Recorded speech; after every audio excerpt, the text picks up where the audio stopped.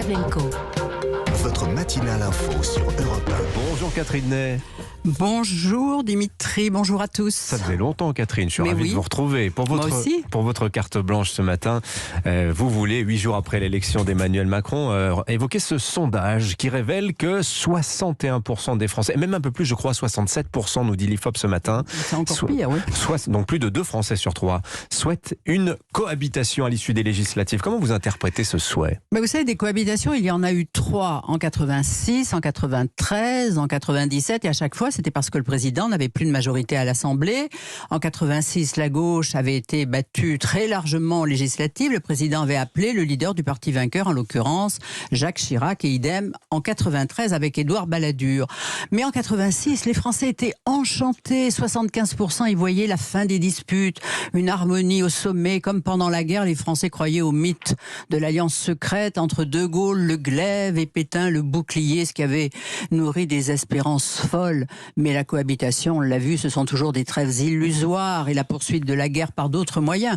En 97, suite à la surprenante dissolution, parce que Jacques Chirac a inventé le septennat qui dure 2 ans, Lionel Jospin s'était installé à Matignon pour 5 ans, ce qui ne lui a d'ailleurs pas réussi, comme on l'a vu. En général, effectivement, une cohabitation, ça intervient quand le président perd sa majorité, techniquement. Oui, et là, Emmanuel Macron l'a emporté avec plus de 18 millions des voix, et donc logiquement, les Français devraient lui donner une majorité stable pour gouverner. Il n'y a que Jean-Luc Mélenchon pour dire que le résultat est suspect, presque illégitime. Alors, il a fait imprimer ses affiches pour le 3e tour. Élisez-moi Premier ministre, avec son portrait en grand, mais ça c'est du jamais vu. Alors, comment faut-il l'interpréter ? Y voir le besoin irrépressible du leader de la France insoumise de continuer à faire l'acteur, de se faire admirer, démontrer que c'est lui qui a le plus de talent, le verbe le plus haut, les propositions les plus volves et l'ego le plus surdimensionné. Vous vous souvenez de La République, c'est moi, lorsque les policiers venaient perquisitionner chez lui. Mais cette campagne de 3e tour, c'est aussi sa façon de vaincre ses démons, ses moments de dépression profonde, consécutive à ses échecs, ça, ses proches le savent. Et là, c'est la 3e fois qu'il échoue à la présidentielle. La dernière, qui sait ? Il ne sera peut-être candidat dans 5 ans, comme son ami Lula au Brésil qui a 75 ans. Mais la politique est l'anxiolytique de cet homme fragile au caractère bipolaire.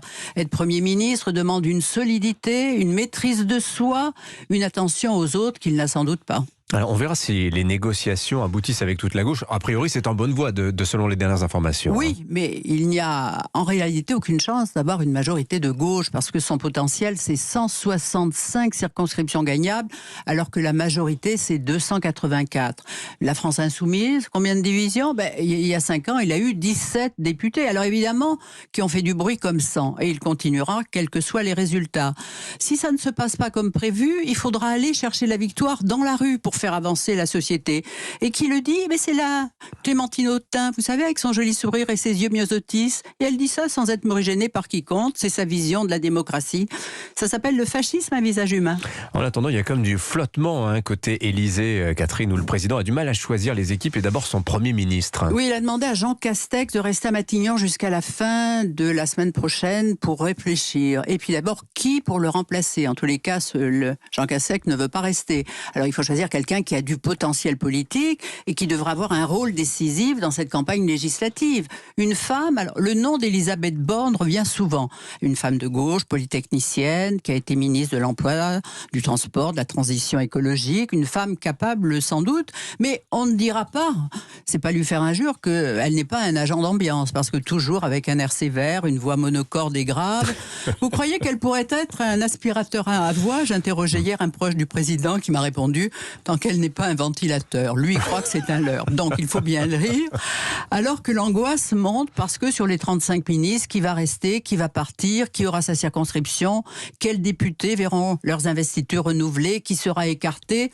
L'Élysée, on le sait, aurait souhaité un grand coup de balai. Mais ça, c'était il y a quelques mois. Puis quand on est devant l'épreuve, on s'aperçoit qu'on n'a pas forcément le choix. Comment renouveler la tête ? Ça, je vous le dis, c'est un sacré casse-tête. Merci beaucoup, Catherine Ney.